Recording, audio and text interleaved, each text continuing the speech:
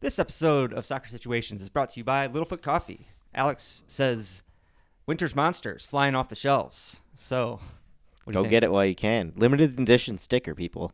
And we are running out fast, I'll tell you that. Tell us about the extra sparkly stickers. Is it, what'd you call it? Frost We have Fairy? pixie dust stickers this year. Pixie dust stickers. I was just actually saying today to Rosie, man, look, those things really rainbow shimmering right now, and I'm really liking it. There's coffee, too. The coffee's delicious as well. All right, everybody. Welcome to episode 39 of Soccer Situations. This week, the greatest rivalry in the history of the league gives us the worst match in the history of the world. We've got Arsenal cruising past Brighton and City slipping at the Palace. And the Carabao Cup is still happening. Let's go.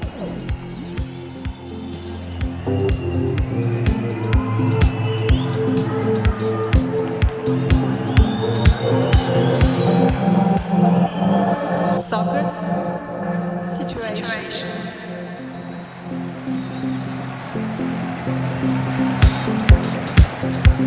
You got something to say? You want to add to the headline list there this week? Me? No. I was just enjoying it. Just getting excited I was to just pod. enjoying it, getting the mic up and ready. But yeah, we actually had so many headlines that I missed one in the intro, and that is that the Champions League knockouts have been drawn as well. Yes. A lot to talk about how could this we week. forget? Right? Pretty awesome week of football. How's everybody doing? Gravy? Gravy, feeling good? Checking in? I think feeling good. I'm feeling pretty good. I spent an hour in the editing booth last week trying to zoom in away from Alex and toward Gravy in a portion of the podcast. And when I couldn't get the Zoom done in that amount of time, I decided the people just needed the podcast more than they needed a Zoom on Gravy. We'll get it one day. Maybe my Premiere skills, they increase inch by inch every week. This week, maybe we can get the Zoom. One day there's going to be a shock zoom to Gravy as he goes by. People are going to be excited. It's going to cut to a full CG scene of him fighting Superman. That'd be fantastic. That's the kind of stuff that's going to put us on the map, Todd. Right? Yeah. Kittens fighting superheroes. Yeah. But anyway, where did he go? God, He's Alex lurking. got a black kitten. We have black floors. He just disappears It's impossible to see him. so easily. Little ninja. It's pretty amazing stuff. But anyway, yeah, let's dive in. Yeah. What's new with you? You know, we're winding down the holiday season. Littlefoot has been busy. We had a successful holiday market over the weekend. That's right. Yeah, it was good. It Those was nice. We were cookies. slinging those cookies were unbelievable. Super good. Who made those Yeah, again? foliage and flower. Okay. They're actually. Do you remember Ian's wedding photographer? Yeah. That's the same duo. Oh, okay. I think he does the photography stuff. She does the baking side of things. So there's two different businesses, but they're Right on. same people. They're awesome. Cool. Yeah, and they're very good at both things. Nice. Delicious cookies. Delicious cookies, good wedding photos. Yeah, that's about it. I'm ready for a break. I bet. We're gonna try and be shut down for a week. Yeah, you told me what you were. Are you gonna try and go for a full week off? Yeah, we're gonna try. We were gonna send out an open offer if people need coffee, wholesale wise. We'll be there, but we're gonna try and stay home as much as we can. Sweet. So I'm looking forward to that. Home for the holidays. Yeah, it'll be nice. Cool. Do we have family coming in? I have no idea. Our family doesn't know how to communicate, so we don't know. They That's just true. show up. They'll just pop in. They text us when they're on the road. We'll know last minute. That's fine. That's fine. Yeah. Anyway, I don't have anything to talk Yeah, about but that's movies new. this week, really. Yeah, I saw this. I was like, man, I got to catch up on movies. This is a list. I had a movie week. Movies are better than TV, I decided. Yeah. You know? That Monarch show I'm still watching and a couple other TV shows, and it's fine. Yeah. Monarch, it's so up and down. I've been complaining about, like, the idiot young cast that is so bad. They're just terrible casting. Yeah, and then I think they heard me this week. They come at me with an episode that's all the OGs. It's tons of Russell. And, yeah, tons Suddenly of it's good both again. the Russells. We got Wyatt and Kurt in the mix again. And we get actual Godzilla appearances. Oh, shit. Both in the past and present. And I was like, all right, Monarch. There you go. They pull you. Now they Bringing me they right took back you in. to the The edge of algorithm quitting. knows when you're about to quit, dude. Yeah. Anyway. Yeah, then they feed you an episode of action. Yeah. Pull you right back in. I fired off quite a trio of movies this week, though. I loved it. I Yeah. watched The Killer, David Fincher, Long Past Due. Tried to watch it in the theater, never made it. and then I pouted for so long that I just hadn't watched finally it yet, caved 'cause I in to didn't watch it at wanna home. watch it on Netflix, yeah. But I did, and it was amazing, of course. Fassbender's incredible. It's so a good funny, actor. dude. He's so funny because it's a very, very serious movie, tense, violent movie about an assassin that's like a psychopath killer. Yeah. But it's also funny. He's got his little mantra that he does, about being like a Zen perfect killer. And every time he starts to like do it, he gets fucked up. Like something fucks it up. It's pretty funny stuff. That's amazing. It's like low key, really, really funny. There's like little comic relief in everywhere and like super tense moments. It's like Fincher standard comedy relief. Yeah. So like calling it comic relief is a lot. But yeah. yeah. But then I did move on to some comic relief. I watched the Gran Turismo movie. Oh yeah, That's we talked the about movie this about one. the PlayStation game. There's a lot of video game movies out now. This is kind of a weird one to a lot be of them like have been focused on. adapted as like really well as cinematic art. Yeah. This one makes no bones about being a video game. It is overlaying the actual video game over the movie within minutes of starting. It's just like and a throughout the entire movie. Massive cinematic trailer for Gran Turismo, basically. 100%. But I mean, who doesn't love? It's a Rocky movie. It's a sports underdog movie. The best. This kid, no one believes in. There's no way this kid can race the real thing. Yep. Do you think he can do it, Alex? I bet he does. I bet he does it pretty well. Yeah. And I know I said this to you earlier in the week, but it's funny because this movie's dog shit, and the whole thing is a commercial for the video game. Yeah, of course. But it's enjoyable. Yeah. But David Harbour, meanwhile, is in the middle of it as the team manager, like doing. Oh, yeah, you're talking about how much Oscar caliber work. He's just slaying. Just dude. random. He doesn't turn it off. It doesn't matter what movie he's No, working dude, on. Harbour shows up in that movie, and it's, Crushing it. yeah, I loved it for him, honestly. That's amazing. I'm a sucker for those movies too, like those, like you said, the underdog sports movies. Dude, don't. They're so easy for me to get roped into. This motherfucker. I've been trying to get him to watch Warrior, the ultimate. Oh yeah, it's true. The UFC. If it got me to watch a UFC movie, dude, come on. I know. Come on, two unheralded It's UFC because my hero. fighters. It's because my hero Gillis is making fun of it on an episode, and I but couldn't do it. You know his taste in media. I know he's terrible. He's got an idiot. terrible taste. He's an honestly, idiot. That movie dominates, dude. Yeah. No, I don't even know the last time I sat down and watched a movie. Right. I get paralysis by looking at Netflix because I'm just like, I don't know what I want to watch.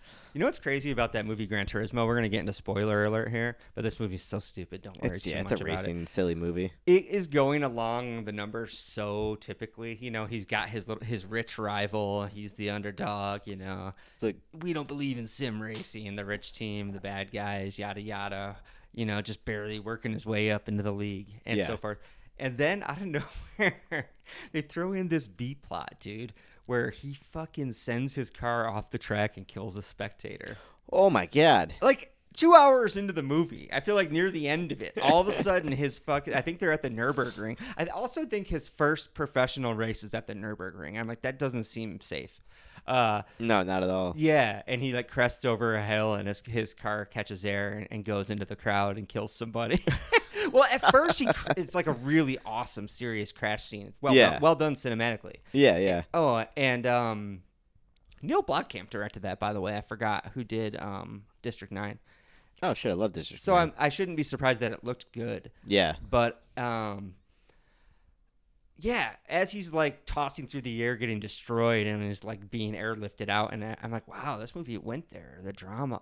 Yeah. This is crazy. This kid got fucked up. They didn't need to go into the dangers and the moral ethics of motorsport. Right. And then he wakes up in the hospital, and they're like, yeah, you killed somebody too. It's brutal, dude. Oh man, this Yeah. kid goes from playing video games to almost dying and killing somebody else. Super lighthearted Disney racer movie. Aside from that, it's really out of left field. But yeah, Wild. I got more movies. I watched Leave the World Behind, which is like the number one thing on Netflix right now. Ethan Hawke and Julia Roberts. It's kind of I don't even know this one. I don't know how much I want to spoil it because this is brand new and really hot on Netflix right Yeah, now. A don't lot worry of people about it. might We don't need to actually get too want to far watch into it. it. Yeah.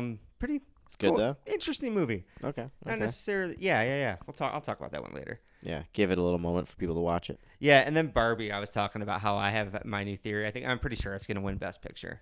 It seems like it's lining up that way. I think it's funny what made me had the thought was when I logged into HBO Max this week. And it's funny because the algorithm thinks I'm an incel. It Yeah. didn't show me Barbie on the banner. It showed me Lord of the Rings 20th anniversary. You know, more fitting.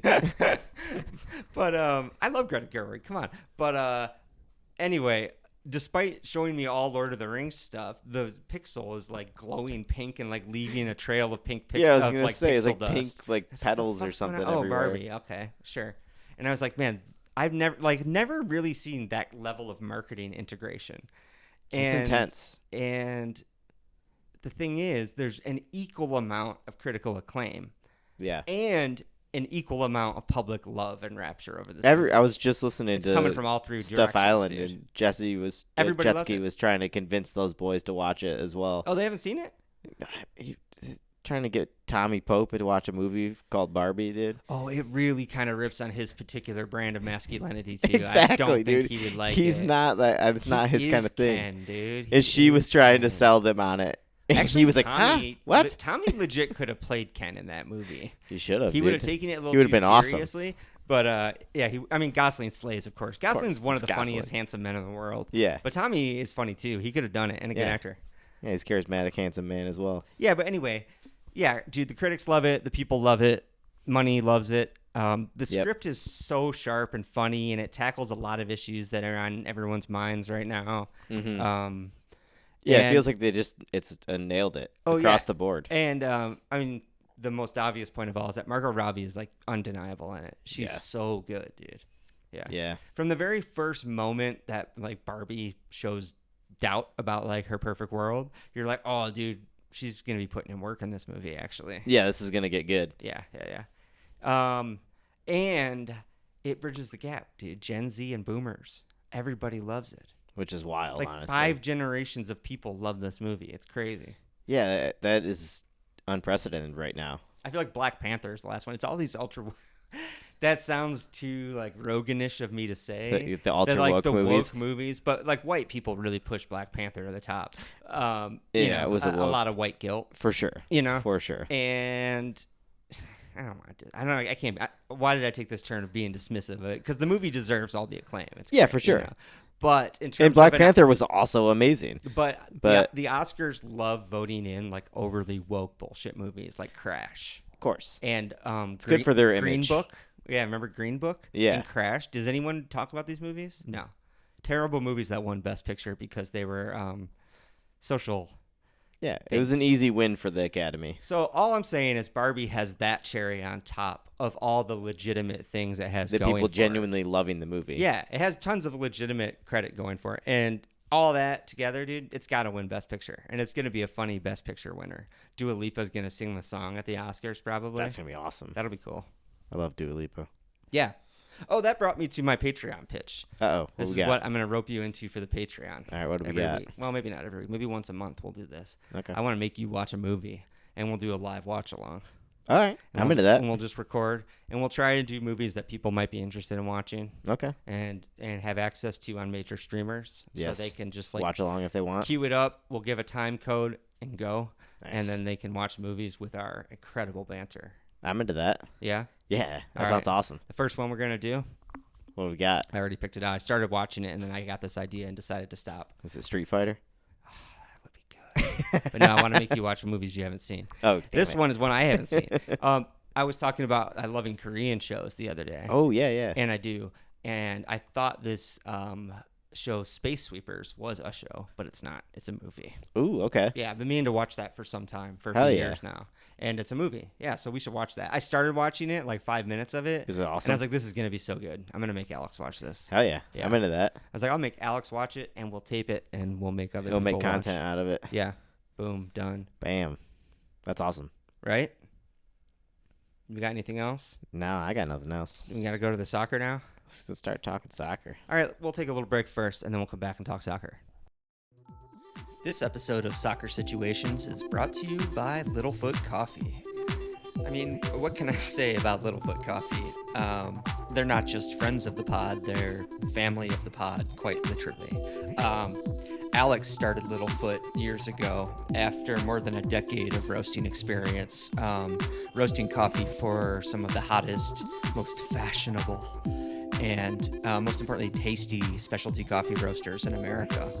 My favorite thing about it is that it's just really high-grade coffee without a drop of pretense. You're not going to find a bunch of weird, savory notes that the roaster is passing off as intentional.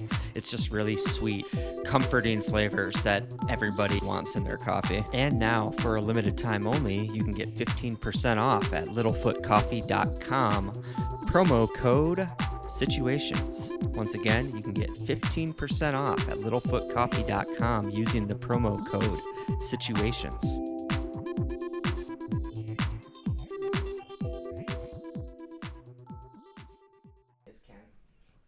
It's so, dude. You should have seen the reactions he was having to that. Were they furious? She was like, "You guys seen Barbie?" He's like, "What? What? No." I think we gonna watch Barbie. He was like so offended just to be asked if he watched it. That's so funny. It was like the perfect reaction from him. That Tommy. Yeah, it's hilarious. He's something else. He's pretty insecure. He's very entertaining though. Yeah. Unlike Manchester United traveling to Liverpool. That was a dismal match. Remember before the match, we're talking about Liverpool 0, Manchester United 0, if you haven't seen the scoreline. But remember before the match when I posted, you can't say United aren't going for it based on their lineup. It's true. All optimistic and shit. Yep, that might be an open match. Yeah. No, it was a pretty miserable match. It was very dull. So much so that the only thing anyone is really talking about is Virgil van Dijk's post-match, where it was like only one team came to win. What else did he say? They were buzzing with a point. These are the most cliche things to say after a result like this. Yeah, the home team a frustrated always result. says this salty stuff. Yeah. And of course, Roy Keane came back at him. That's cocky. It's like, this is all tedious. Okay, this has all been done a million times. This result's played out a million times. It's true. It's true. Many times we talked about that before it kicked off. We were saying how there's been a lot of dull games between these two. Yeah, it used to be way more often than it would be a fun one. It would be a dull one. Yeah. Which is the only argument for the city rivalry being a more fun rivalry. Currently, because the two teams really go at each other and score a lot of goals. Yep. But yeah, these United Liverpool has always been just like two guys rolling around in the mud choking each other. Yeah. Just scrappy affairs, lots of just shitty little tackles and Yeah. They play up the atmosphere and the hatred so much. Right. I don't know. It just feels like it turns into I don't know if it weighs on the players or something or Speaking of the atmosphere, it's worth noting that is one of the worst. I don't know if it was just the way it was mic'd, but I don't think so because other people were commenting on it. One of the worst Anfield atmospheres I've ever seen. It was so quiet in there. Yeah, shocking considering you guys unveiled the new stand. So there's more people in there. Could have gone top of the league against Manchester United, and silent. It was a fucking library in there, dude. Yeah, very bizarre. I don't know, other than what I said during the game, which is honestly, the kind of people that shout just can't afford to go to games anymore. Especially the games like this. Game. Yeah. Buying a ticket to this game is like trying to get a ticket to the Super Bowl. It's true. The true diehard fans probably weren't in the seats. A lot of them. I don't think so. Because it was a weird atmosphere, right? Considering the game and the tension. Honestly, too, I don't know if I could be mad at a fucking local Scouser, dude, if they sell their family ticket to that game for like $5,000, $10 grand. That's their Christmas for their kids or for that's... Yeah, that's amazing. Dude. Yeah, they can go to every other game of the season and for free, basically, and clock some major money off of this one. It's tough to cash. It's tough, dude, to judge someone for that. Yeah, but especially right now. Whatever the cause was, the results sucked ass. It was quiet. Game had the only atmosphere was the build-up of "You'll Never Walk Alone," which I also want to complain about. NBC, oh my god, NBC, the worst coverage of all time. They build to this wonderful moment of them singing this song and they hype the largest crowd in Anfield since 1949. And then they're passing it off to the song. Yeah, and it's right as the song is climax, and you hear the crowd getting into it and building behind it. And they're like, "Now go to Peacock," and I'm like, "We're gonna go to Peacock," and it's gonna say coverage hasn't started, Alex. Yep. We switch to Peacock, coverage hasn't started. We miss all of that. Nope. Now you're trying to sell a sport here. We're trying to sell. Drama. Sport is emotion. drama. And, yeah. Think of all the fake bullshit that an NFL broadcast does to generate that kind of emotion before an NFL broadcast. It's all fake stories and shit that they make up. Yeah. They bring in pop stars to do performances. You have this crowd singing this song, and it's all you need, and you cut away from it, and that's it. And then your passover is to a channel where it's just playing a looped thing with nothing until literally the moment they kick the ball off. Exactly. Then you cut to coverage. It's infuriating. It doesn't make sense. It's awful broadcasting. And they've had the rights for so long now. And they've paid so much for these rights. How are they fucking it up this bad? I know. And I know probably a lot of non-Liverpool fans might be listening and rolling their, even fast-forwarding, like Todd's complaining he didn't get to watch They'll Never Walk Alone. But it's about the standard of the broadcast. And regardless of whatever your fucking crowd sings before a match, I'm sure you've been pissed off by the same thing before your match. It frustrates me every time. Yeah. Because, I get tension before games. Mm-hmm. So when I turn on a game and it clicks over to kickoff time and it's still just showing me an NBC screen, I'm like, I don't know if this is loading. I don't know if it's not going to load. Yeah. It's just a frustrating experience. Do you think they're trying to replicate the old pub experience from when the idiot waitress wasn't paying attention just forgot and to change the didn't turn TV? over and everyone at the bar is like, come on! It's what it feels like every week when you're trying to watch games. It's what it feels like. Right? So annoying. It's a little thing, but it's just, I think a lot of if we had British listeners, they would say, you guys get to watch all the matches. Shut up. Right. Pull that mic down a little bit. You're holding it right on your mouth again. Alex, do not do that. Oh, my God. I'm just going to delete his whole mic one of these episodes. Well, anyway, I managed to cram about 5 minutes of Liverpool talk in from that miserable game, so that's cool. Let's move on to Crystal Palace 2, Manchester City 2. Great result. Amazing result. Unbelievable result. Didn't believe it. City up 2-0 at the 75th minute. Cruising. What do you expect? That I would expect them either to get more goals or to just casually go pass it away to nothing. Yeah, exactly. That's what I would expect. It's a whole new Manchester City, though, and they've been losing leads like crazy. What is going on there? I don't know. Exhaustion is the only thing I can think of. That's probably the real answer. Mm-hmm. De Bruyne is almost back, though. Yeah, I saw him in training. It's terrifying. They beat the Urawa Reds. I saw that, too. Today in the Club World Cup. That was exciting news to read on BBC Sport today. Yeah. Yeah, shocking, though. That's, oh, yeah, I see your next note in here is hilarious as well. I saw the still photo of Hodgson. Oh, yeah, that was pretty funny stuff. Pep screaming and yelling at the refs and doing all kinds of crazy stuff right at the end. And Hodgson was just watching like an old man at the park feeding the ducks. He was just standing there smiling. And so happy. Yeah, it's pretty funny stuff. He was really enjoying himself there. Yeah, he was loving it. And understandably so, yeah. That penalty in the 95th, that's kicking the balls. Yeah, that hurts. That's a frustrating way to lose or to drop points like that. I like it because City have found a lot of different ways to drop points. It's probably driving Pep fucking insane. It's true. It's been a mix. I mean, you could say unlucky, lots of stuff, but the truth is they're falling off late in games. You could argue luck for maybe one or two, but when it keeps happening like this, you know? Yeah, no, there's definitely a drop-off in performance. And you're right, it probably is just fatigue for these players. They've played so many games. Right. So it's a good thing they had to jet off to Saudi Arabia to play in the Club World Cup, right? Yeah, that's fantastic. I mean, it's great for us. Yeah. That they're stuffing extra games into an already busy period. Totally. I had hoped Liverpool could use the gap to, widen the gap in the table, but we kind of choked there. Yep. But Arsenal did not. Let's move on to Arsenal 2, Brighton 0. Brighton 0. Arsenal dominant for once over Brighton. Yeah, it seemed pretty casual. Seemed very casual. My first note is just Lewis Dunk. This game could have been way worse for Brighton if Lewis Dunk didn't put on an absolute masterclass in defending. Yeah, he was everywhere. He was just everywhere. He was blocking even that shot he took off his balls. And he was screaming. He was up and clearing a ball off the line 30 seconds later. Yeah, it's crazy. The guy was everywhere. Yeah. It easily could have been 4 or 5 if he wasn't flying around out there. It reminded you of one of those old Harry Maguire at Leicester performances that got him that $50 million or $80 million move.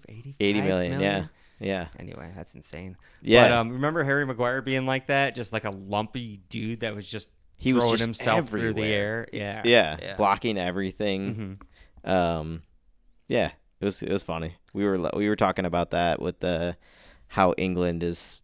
Even I know he's 32, but like, how is England not playing Lewis Dunk? Right. The Or at least having comparison him to in the Maguire, squad. you know, we just compared them. Now let's contrast them. With Dunk, you have a cultured footballer that can now also play it out of the back. He can pass. He can move with the ball. Yeah, And he doesn't look 32. I'll tell you that much. no, and despite that, Maguire gets in the team ahead of him every single time for England. Well, even when, like, I know Maguire's had a bit of an upturn in form right now, but he was a laughingstock for a while, and he was still getting in ahead of Dunk. Yeah, Kai Havertz scored yet another one. Seems to have really found form. Having a great time. The whole team's having a great time. Did you see the Mikel's yellow card? His explanation after the game. No, what do you say? So when they scored the goal, or what? So oh no, it was like he was calling for a yellow card, to one of their players after we just got booked for a similar foul. Oh, okay. And he was like waving his hands, like both his hands over his head, going crazy. And then afterwards, they asked him what he was doing, and he just said he was waving to Martinelli. He was literally just like he's waving his hands frantic as hell over his head, and just like he was like, "Oh, I was just trying to get Martinelli's attention." That's pretty funny. Yeah, he's got to turn over a new leaf now. He promised to. He loves the refs now. He loves the refs. Yeah, he would never disrespect them. He sees things through their eyes now. I wonder how long that's going to take. He feels their pain. How eventually some ref's going to do something, and it's going to cut to Mikel, and there's just going to be a stream of blood coming out one nostril. Yeah, it could have happened in this game. Yeah, so funny. Uh-oh, we're going to get a Gravy appearance? Gravester, what's up, dude? You almost jumped on the laptop. Well, Gravy Explorers, let's talk about Burnley 0, Everton 2. I don't know if I have that home and away right. Everton. Were they at home?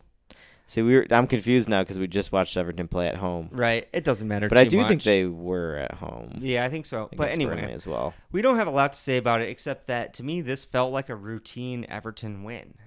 Yeah. And I felt like that was the first time it felt like, just Everton, just a casual win against a relegation team. Yeah. It hasn't felt like they've been able to have that stability in a long, long time. They feel like they've really built like actual solid momentum. Yeah. I think they have 4 wins and 4 clean sheets at home for the first time like in 20 years. Wow. Something like that. That's amazing. Yeah.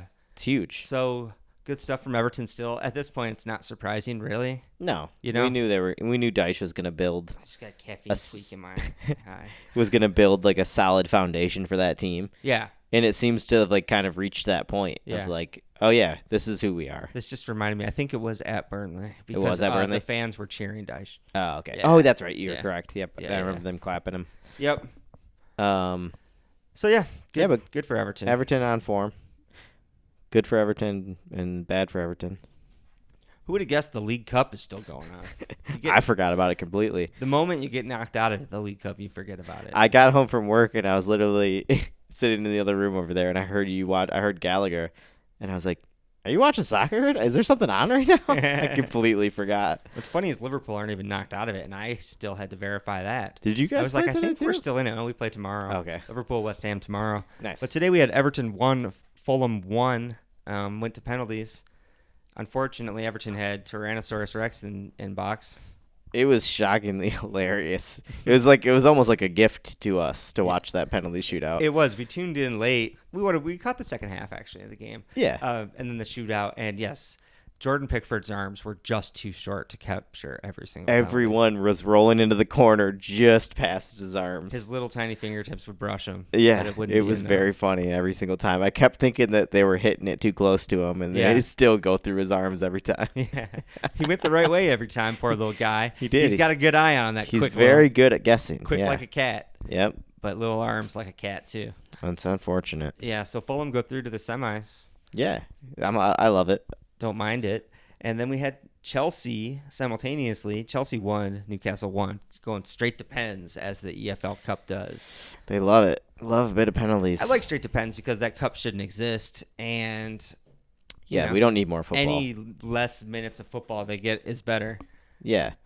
Wild stuff in this game. Alex was very offended by Bruno Guimaraes in this game. I'm just sick of that guy, man. I know he's gotten away with a lot of what should have been red cards, and He came flying across this dude and like high kicked, and like his high kick went in front of the guy and didn't like fully connect the body. yeah. But it was outrageously wild and out of control. Dude, he should have been sent off The for fact it. that the kick didn't connect is actually kind of a testament to how out of control it was. It was insane. Because he's just swinging it like a fucking axe or something. He was swinging it like he was trying to punt a ball, like Yeah. like an NFL punter. Yeah. And it like went and just happened to go past the guy instead of Yeah. kicking him right in the side. Yeah, it was pretty wild stuff. And But it's not the first we've seen of him doing that this I would season. need to pull some clips. Obviously, we haven't seen a tackle exactly like that one, Yeah. but I've seen him pull moves that I cannot believe he didn't see straight red. He did for. a lot of dirty shit against us too in that Did he? match. That was the other frustration with that match is he was doing a lot of dirty stuff off the ball in that game. Yeah, He's a dirty player, super dirty. and if player. they don't stomp it out of the game, he's gonna hurt somebody bad. Like he's gonna have a leg breaker soon. If Yeah. he flying in at the speed he does, Yeah. you can see he completely switches and goes red. Yeah, He can't control it. right. Like when he elbowed, who was it, Jesus? Yeah, exactly. Yeah, he was out Maniac. of control that time. He too. sees red and he just goes absolutely out of control. That was another one he didn't even get called on. at all. Nope, nothing for that. Yeah, it's nuts. Yeah. But yeah, so we'll hopefully. I mean, I hope that does not happen. Yeah. But it's scary. Yeah, no, for sure. I see that red flag too. Definitely. Speaking of, Yeah. Caicedo also got very lucky. I actually didn't see this one. Tell us about it. It was, it wasn't intentional. It wasn't the worst, but he did the player was running away and he reached toward him with his foot and like went down the back of his calf, like high on the calf with studs. Yeah, that hurts. Easily could have been a red. I see the ref giving it to him like because it's literally a minute into the match. Would have been pretty brutal, but Sure. it easily in a lot of other situations would have been a red. Yeah, God, I hate when refs don't give those early in the match. I know. Though. In I the know. Manchester United Liverpool match, there was one not a red, but from Amrabat that should have been a yellow in like the Yeah, an first early minute of yellow the for match. like a important defending midfielder. Yeah, and he went on to have 3 or 4 more. He did get on a yellow eventually, but he had But then plenty you see more. the ref every time pointing, counting, and it's like Yeah. all of those could have been yellows. He should have been gone. We need to rewind to that actually though, because there was a hilarious incident in that game where Diego Dalot received 2 yellows for protesting in 10 seconds. He threw his arm in the air, got a yellow, threw his arm in the air again, and got another yellow and got sent off. Yeah. We didn't think that's what happened in real time. We're like, I he think must have no already one been knew on what a was yellow. happening. Yeah. But no, Michael Oliver, 2 yellows, and he's like, boom, protesting. Oh, you're gonna do it again? Boom. We have fantasized about that happening. Yeah. I would have imagined it happening against Manchester United would have been one of the most satisfying moments of my life. Right? Right? That should have been a joyous It should have been the occasion for best me. thing. I was so frustrated from the game, and it was so unclear what was happening that I didn't Yeah. even really get to enjoy it. No, it was confusion for the next 5 minutes. I think eventually the announcers told us what happened because VAR was discussing it. Yeah. Because I think even the VAR officials were like, did he really just send him off with 2 yellows in a row? Like Yeah. they were even confused by what he did. Yeah. And also, it was in the 88th minute, I think, so there was no hope of really pulling the game out or it having much of an impact on the game. Yeah, you didn't have enough time to really see an impact. But a funny incident, nonetheless. That's true. We did miss that one. Mm-hmm. Back to Chelsea. Yeah. Let's talk about Nkunku coming back. The scare of Nkunku. I feel The like I forget unknown. the second end sometimes. Nkunku. But anyway, yeah, this is a guy I've been afraid of since I watched Dominic Soboslai highlights at Leipzig over the summer. And you saw the player on the end of all his balls. Most of them were Nkunku, and a lot of the finishes were quite tidy. Yeah. Yeah, he looks a confident player. Yeah.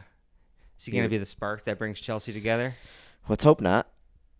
But he might be. I mean, he's definitely going to bring new life to that attack for sure. Yeah, definitely. Nicholas Jackson's sweating right now. Yeah, he should be. I know. He should be. It's funny, there was a commentator today wondering, how is Nkunku going to fit into the team, though? Are they going to put 2 up front? I'm like, I think they can probably drop Jackson. No, they're going to drop Jackson. I'm pretty sure he's going to drop Jackson to Come the bench. on, my guy. And he's going to be like, all right, at least we have a decent option on the bench for late in the game, Right, exactly. But I'm pretty sure Nkunku's go right into that number 1 spot up top there. Right. Anyway, yeah. So we right now. Oh wait, do we even mention what happened in that penalty shootout? Chelsea comfortably won it. Yeah, they sure did. I'll give Chelsea that as well. Very confident, very well taken penalties. Yeah, for sure. Every one of them was just banged to the corner and it was over. Yeah, not like trips. Yeah. Okay. Yeah. Oh yeah, Trippier. Anyway, yeah, the London boys, Chelsea and Fulham, move on to the semis tomorrow. Liverpool, West Ham play, and I don't know what the other fixture is because I don't really care that much about this cup, to be honest. We got to mention Trippier's nightmare situation too. Go ahead and do that while I look it up. The poor guy is in some of the worst form I've ever seen. Like, to the point where I'm questioning today, I'm like, is he getting paid to throw matches? Because that's the second time I've seen him basically lay a ball off for a striker. Like, just absolutely mistouch it perfectly into the path as if he meant to do it for a striker, just to run onto a ball and score. He's just having and then he takes one of the worst penalties you've ever seen. I'm like, is this guy getting paid to lose? Yeah, he was definitely seemed to be having that kind of day. He almost is a Harry Maguire kind of day. I mean, recently too, like just in other matches for them, he's been embarrassing as well. Yeah, it's true. He's really fallen apart. Oh yeah, if you take a look at a Newcastle fan farm right now, there's not a lot of love for Trips. Yeah, I kind of feel bad for him in that way.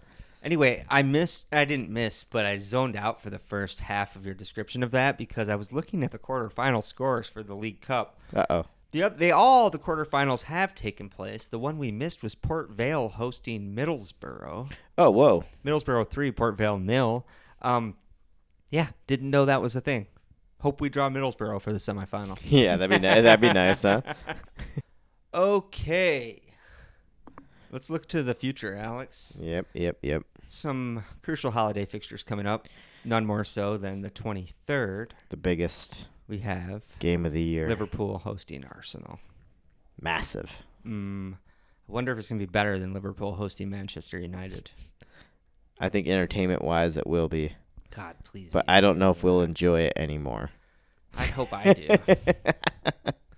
I wonder if they can cram another 7,000 fans in. Yeah, right? Let's take it to 60, whatever, a little bit more than the Emirates. Just put them in the untested section. It's all right. But yeah, we'll be going into this with Arsenal top of the league. As you see, Yeah, I did rotate the shirts behind you there. It's a topsy-turvy table right now. We're back on top. Yep. I said I wanted a continually shuffling top four, and I'm getting it. And we're getting it. Yeah. We're getting it. Yeah. You guys have the chance, obviously, to go right back on top at home. And yeah, that's the way you want to do it against the direct opponent. Yeah, that's the confidence right there. If you do it against your direct rival in the title, that's a lot of that sways the energy as well as the points. For sure. It's a bummer that game's on the 23rd. 3 days later, Liverpool play on Boxing Day. I know. Which one of us have it worse? Liverpool that have to play 3 days later, or Arsenal that don't get to play on Boxing Day? I know. I'm not happy about the non-Boxing Day fixture. Yeah, I'll take the extra game. And I also think it just kind of fucks us on the back end because then we play again 3 days later. I think after that, so we still just get it around the other way, and then I don't get a Boxing Day fixture. So yeah. Yeah, We need the Boxing Day traditions. Folks, if you're a more recent fan of the game, you might not know that every team used to play on Boxing Day. Yeah, it was literally soccer day. You could just watch football sun up to sundown. It was the best day of the year. It was great. Best day of the season. Now there's kind of NFL in it, fanning it out over a few days. Yeah. And even more to the point, there's so much constant fixture congestion that they can't just arrange the holiday fixtures like they used to because they have to accommodate all this other stuff. There used to be a time we used to look forward to the holiday fixtures, as we call them. Yeah, because it was the busiest time of the season. Because it was extra football. You got your Saturday game, and then you'd have a bonus game midweek. Yeah. And then you'd have another one. And it's it just amazing. seemed like there was so much, but now it's always like that. So it doesn't seem special. Not at all. And in fact, it seems bad. You're kind of sick of it, and all of your players are hurt. Yeah, now you're just scared the entire time that you're going to lose players for a long period of time. Right. That's all you're worried about. So I do love the tradition of everyone playing on Boxing Day. Yeah. But I don't love teams having to play 2 days before and 3 days after. No, it's not. It sucks. Yeah, it does suck. It really sucks.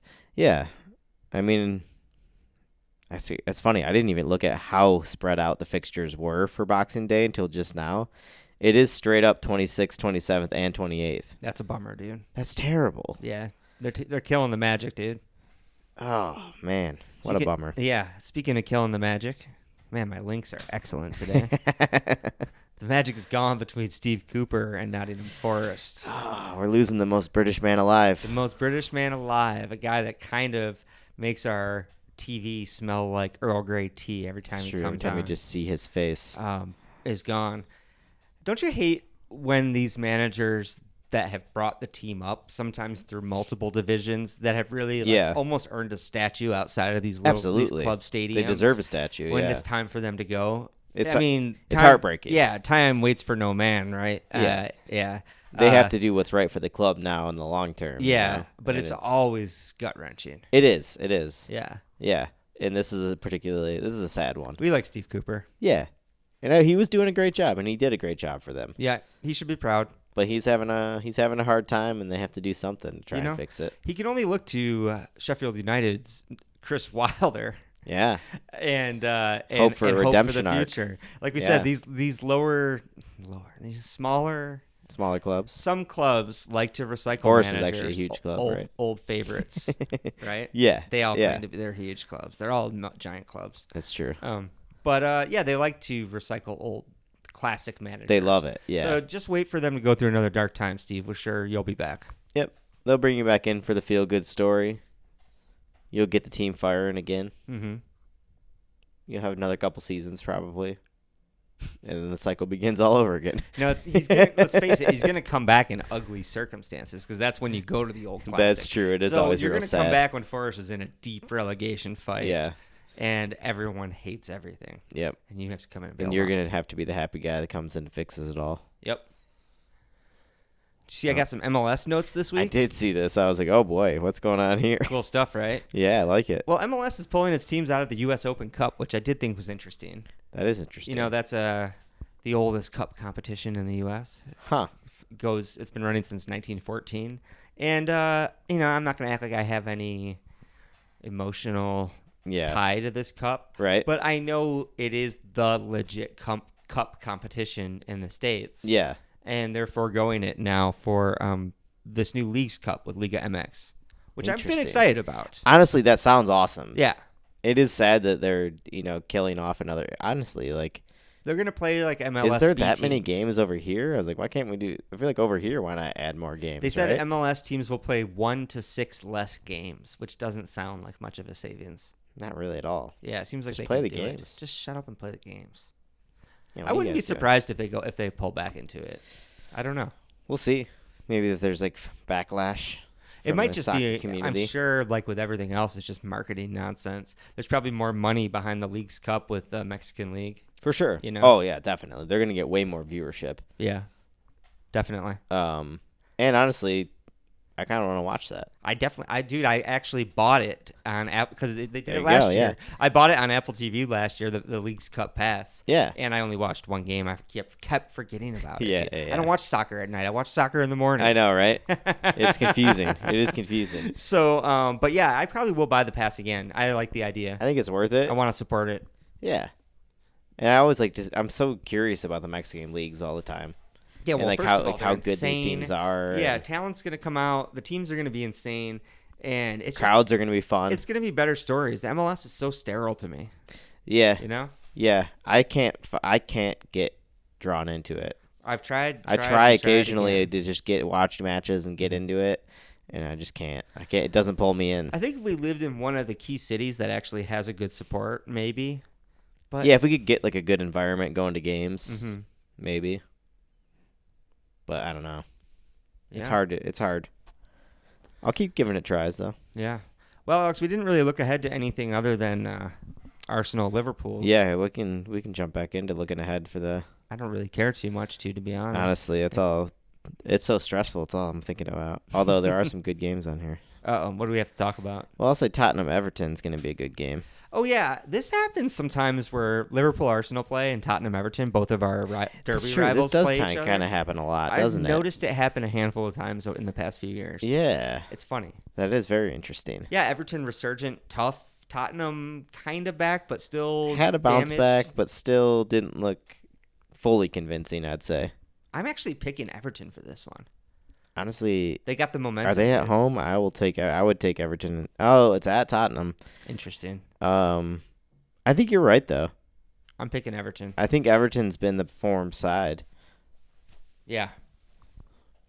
and it'd be a funny result. I'm glad you brought that up because I had seen it and I did not notate it. That's a bad journalist. Yeah, And that's worth talking about, definitely. that is a great. Yeah, I got a little overexcited about the rest of the match. There's not a lot of other good stuff on here. No, it's fine. You're good. I mean, City versus City Brentford. That's postponed, right? Because of the yeah, City's in City's Saudi. off just playing needless games. West Ham versus Man U.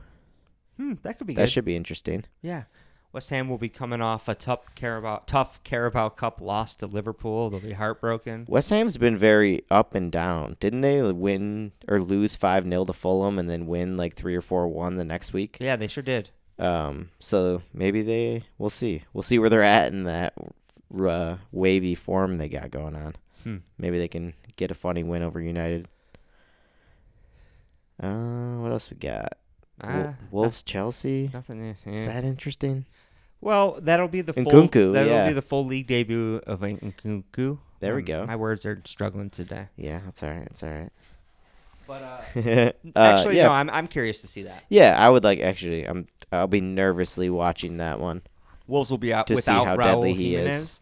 Yep. because he made one of the most insane tackles Speaking I've of ever seen. insane tackles flying in, yeah, that Dude, was crazy It looked like too. he somehow came off the top ropes for that. Again, like he was smart enough to pull his leg out of it, but still came in like hip checked his It was head. just a wild approach. It was so insane. What's he doing, dude? He was so high in the air for no reason whatsoever at that moment. Yeah, for someone who's recently suffered a serious head trauma, you think he'd be a little more careful. You would think so.